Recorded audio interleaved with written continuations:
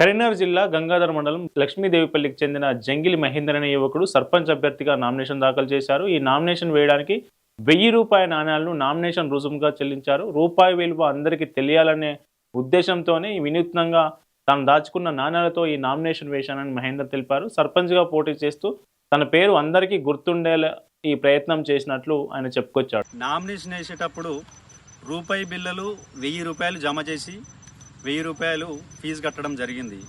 ఈ ఆలోచన ఎందుకు వచ్చిందంటే, నేను గతంలో లక్ష్మీదేవిపల్లె 7వ వార్డు మెంబర్గా పోటీ చేయడం జరిగింది. అందులో నేను ఒకటే ఓటుతోని ఓడిపోవడం జరిగింది. అప్పుడు ఏమైంది అంటే, నేను ప్రయత్నించాను, నా ప్రయత్నం నేను చేశాను, కానీ ప్రజలు కూడా నాకు సహకరించారు. అప్పుడు ఏమైందంటే, ఇద్దరికి సమానంగా ఓట్లు రావడం వల్ల రీకౌంటింగ్ పెట్టడంతో ఒక ఓటు తక్కువ రావడం వల్ల నేను ఒక ఓటుతో ఓడిపోయాను. అప్పుడు అనిపించింది, ఒక్కోటు అంటారు, ఒక్కోటు ఎంత ముఖ్యం అనేది ఇప్పుడు అనిపించింది నాకు.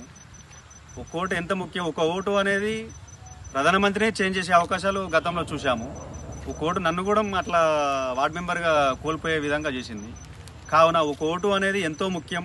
ప్రతి ఓటరు కూడా ఓటేయండి. అదేవిధంగా ప్రతి విలేజ్లో ఎవరెవరు సర్పంచ్గా పోటీ చేస్తున్నారు, ఎవరెవరుగా వార్డు మెంబర్గా పోటీ చేస్తున్నారు చూసి ఒక మంచి వ్యక్తిని ఎన్నుకోండి. రూపాయి అని ₹1000 కట్టడంలో అర్థం ఉంది. ఎందుకు అంటే, ఇప్పుడు జరిగే సమాజం పైసా అనే సమాజం కాకుండా రూపాయికి కూడా విలువిద్దాం, ఒక ఓటుకు విలువిద్దాం, ఒక రూపాయికి విలువిద్దాం అనే నినాదంతో మనం అలా చేయడం జరిగింది.